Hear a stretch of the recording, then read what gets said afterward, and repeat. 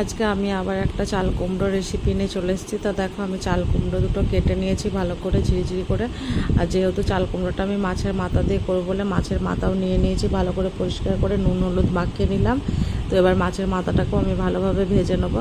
তো মাছের মাথাটা প্রায় ভাজা হয়ে গেছে, এবার তুলে ওই তেলে আমি শুকনো লঙ্কা তেজপাতা আর পাঁচফোড়ন ফোড়ন দিয়ে দিয়েছি। তো তারপর আমি দেখো চাল কুমড়োটাও দিয়ে দিলাম। তো চাল কুমড়োটা এবার আমাকে ভালোভাবে একটু ভেজে নিতে হবে।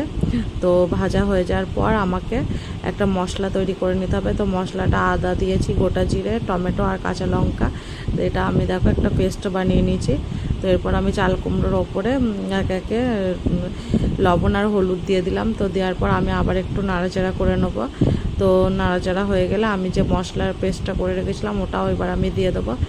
তো এবার আবার আমাকে একটু নাড়াচাড়া করে চাল কুমড়োটা কষিয়ে নিতে হবে। তো কষানো হয়ে গেলে এর মধ্যে অল্প সামান্য আমি একটু জল দিয়ে দেবো, যাতে চাল কুমড়োটা সিদ্ধ হওয়ার জন্য আমি কিছুক্ষণের জন্য বসিয়ে রাখবো।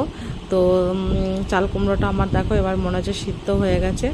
তো সিদ্ধ হয়ে যাওয়ার পর আমি একটু এর চাল কুমড়োটাকে ঘেটে ঘেটে মানে খুন্তিতে করে ঘেটে দিতে হবে।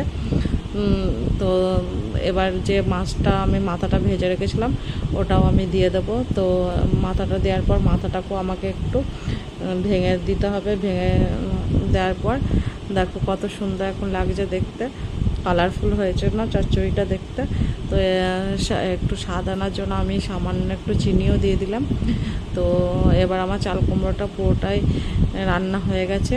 তো যদি এই রেসিপিটা যদি কারো ভালো লাগে অবশ্যই একটা লাইক শেয়ার কমেন্ট করবে। তো সকলকে ধন্যবাদ।